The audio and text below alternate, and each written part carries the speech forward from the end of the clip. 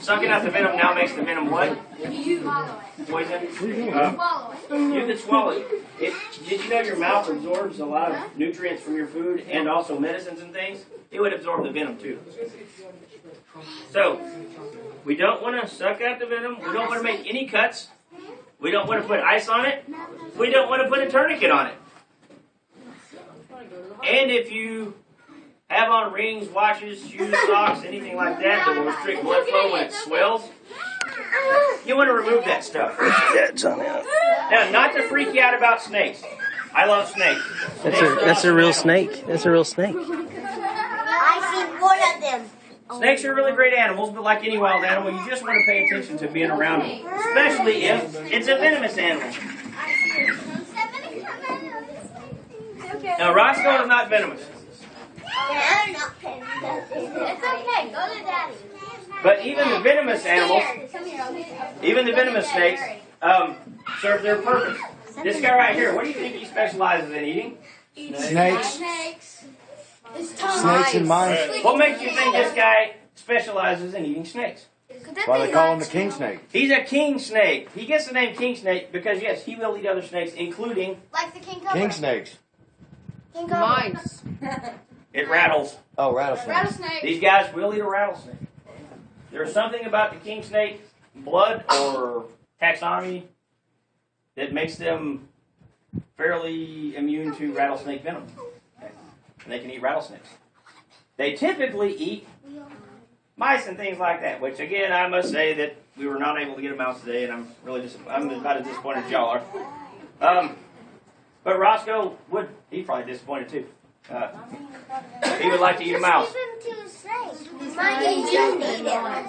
What? He might eat your I can eat him? No, he won't eat my finger. Why won't he eat my finger? You're bigger than him. Because he, I'm not a food source. I'm much larger than him, yes. Because he sticks his tongue out and licks your hand for air. Something like that. Now, yeah, we'll get into that because I'm going to teach these guys how to use their tongue to smell with. It's really cool. Now, this guy right here, he does like to eat mice. So a lot of the other snakes out here. It's part of a bunch of predators all put together. We call that what? Food chains, food webs. Have y'all studied that kind of stuff? You know the little fish gets eaten by the bigger fish, gets eaten by the whatever. Who's at the top of the food chain out here? We are. All right, we're awesome.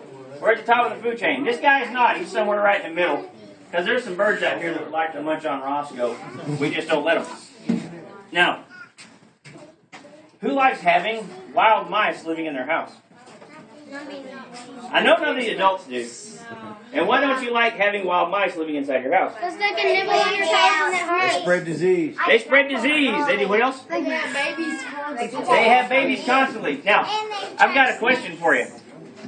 You have two wild mice move into your house, boy and a girl. How many offspring can they have in a year? Oh my God. 10,000. No. 10,000. 10,000 offspring a year. I have a question. Maybe your neighbor had two mice move in and they had 10,000 offspring, and say those 20,000 offspring got together. How many offspring would they have in a year? 20. Not 40. 80. Each one of the 10,000 pairs would have 20,000 babies. Or 10,000 babies. Yeah. So, that's a lot. We're talking in the hundreds of thousands here. Now, these guys right here are what helps keep that from happening. You know, if we were to lose our snakes today, it'd take 90 days, 3 months, for mice to overrun your house to the point you couldn't live in your house. Okay? So, do we like our snakes? Even the snake haters? Yeah. Because they keep the snakes from getting into our, or the mice from getting into our houses. Still don't like them. Hey, you don't have to love them, but do you like what they do? Yeah, sure. There you go. There you go. They're great. Now, how can you tell that Roscoe right here is not a venomous snake? He doesn't have a One reason is because I've got him in my hand. What's another reason? Because of His head. His head. What's about his head? It's not triangular. There's not a triangular shape. Now, that's not 100% guaranteed. Rat snakes have a bit of a triangular shaped head. Our diamondback water snakes have a bit of a triangular shaped head, but if you look at those, they have the goofiest looking face you've ever seen.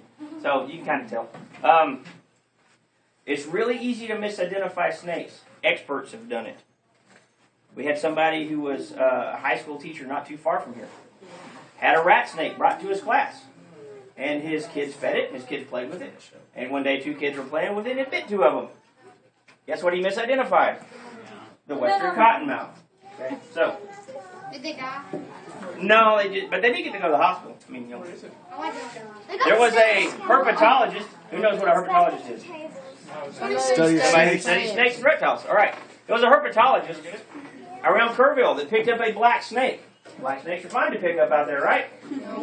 Well, not if it's a melanistic coral snake. Coral snakes are known for having coloration problems. And it was an all-black coral snake. And she developed some problems from that. Now, what's another way you can tell this guy's not venomous? His tongue. What shape are his pupils? They're round, but you have to be about this close to see that. Now, I know everybody down here is just dying to see what Roscoe feels like, right? Yes. No! Yes. Wow, okay. Here's what we're going to do. Y'all can stay exactly where you are right now. And you got it. You just hold up one. You been to this program before? I'm saying he wants to touch. He wants to. Well, that's how you do it. You just hold up one finger like this. And when I come by, I'll bring him to you. You can stay right where you are. You just run your finger gently across Roscoe and see what he feels like. If you're a little nervous about the fact that his bitey end is over here, he's never bitten anybody in a program. There's always the first. What if we just say that it's the first time for Roscoe is a consummate professional. He's been doing this for 12 years. Now we're not going to hold it because we have so many people here, but all you got to do is gently run your finger across his skin and see what he feels Here, like. you'll feel him. If you're worried about the bitey end, like again, he has never bitten anybody, Here, stand up. but I can hold his head away like this, the way you Just can gonna get bring to it you, over here. and you can touch him kind of on the end, the other end there. Okay, Pet him. come over here. Okay, put your hand out. See, now Daddy's gonna touch him. Roscoe is petted by thousands of school kids every year. Hey, buddy. Come over here, Tom. You sure you don't want to touch him? Roscoe's a pretty cool guy. You want to pet him? Want to touch him? Get me out. I knew you would. Close to me. There you go. How about that?